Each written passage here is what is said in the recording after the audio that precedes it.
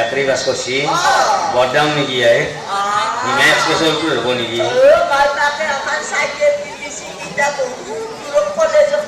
cycle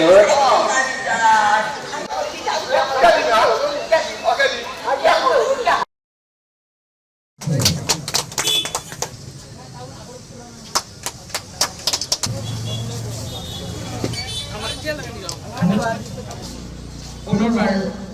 অভিনন্দন জনাবলৈ আগবাঢ়িছোঁ আনন্দ সাহাত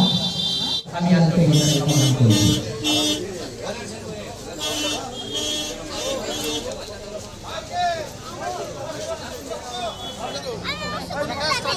উদযাপন সমিতিৰ তৰফৰ পৰা হিয়ামৰা সন্দৰ্ভত জখাৰ পৰা অনুৰোধ জনাইছোঁ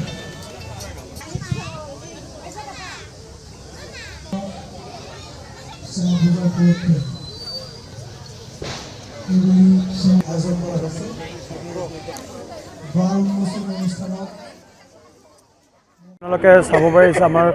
যেহেতু এবাৰ ছাৰ ক'লে আমাৰ প্ৰদীপ দেৱনাথ ছাৰে ক'লে 56 ইয়াৰ্ছ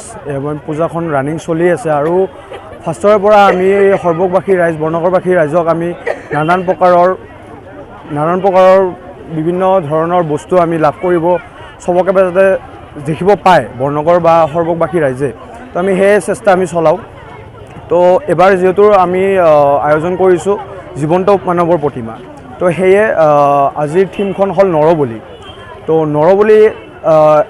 যেতিয়ালৈকে আপুনি হিষ্ট্ৰীত যদি একচুৱেলি যায় তো নৰবলি একচুৱেলি এটা কুপ্ৰথা তো সেই ৰিচুৱেলটো আগতে অন্ধবিশ্বাস মানুহে পালন কৰিছিলে সেইবোৰ কিন্তু আজিকালি এইবোৰ নাই উঠি গৈছে তো সেয়াই আমি দৃশ্য আমি আজি সৰ্ববাসী বৰ্ণকৰবাসী ৰাইজক দেখাব চেষ্টা কৰিছোঁ তো আমি আৰু আমাৰ বাছ ষ্টেণ্ড চামা পূজা কমিটিৰ ফালৰ পৰা আমি বহুত এই প্ৰকাৰৰ আগতীয়া দিনতো আমি চেষ্টা কৰিম যে বৰ্ণকৰবাসী ৰাইজে লাভ কৰিব পাৰে সেয়ে মই ক'ব বিচাৰিছোঁ শ্যামা পূজাৰ উষ্ণ অভিনন্দন জ্ঞাপন কৰিছোঁ আমাৰ সৰভোগ অঞ্চলত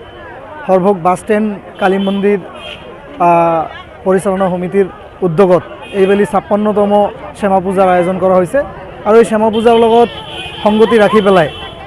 এক জীৱন্ত মূৰ্তি প্ৰদৰ্শনী আজি ইয়াতে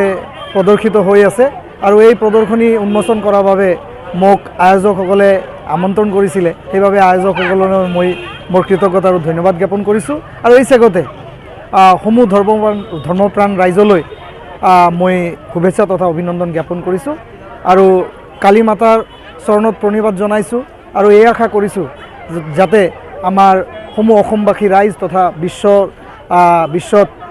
মানুহৰ মাজত শান্তি শৃংখলা থাকে আৰু মাৰ আশীৰ্বাদত যাতে সকলোৰে মংগল হয় এই কামনা কৰিছোঁ এই 56তম বছৰ উদযাপন হোৱা বুলি আমাৰ আয়োজকসকলে কৈছে আৰু তাৰ লগত আজি বিশেষ আকৰ্ষণ হৈছে নৰবলি যি নৰবলি এক কুপ্ৰথা আমাৰ সমাজত বহু বছৰ আগত হয়তো আছিলে যিবিলাক অন্ধবিশ্বাস সেই অন্ধবিশ্বাস যে আমাৰ মাজৰ পৰা আঁতৰ হ'ল কিন্তু তাৰ নমুনা আজি তেওঁলোকে ইয়াতে প্ৰদৰ্শিত কৰিছে যাতে আমাৰ নতুন প্ৰজন্মই যাতে উপলব্ধি কৰিব পাৰে যে এটা সময়ত এই কুপ্ৰথাও আমাৰ সমাজত আছিলে এই নৰবলি বা যি প্ৰদৰ্শনী ইয়াতে তেওঁলোকে প্ৰদৰ্শিত কৰিছে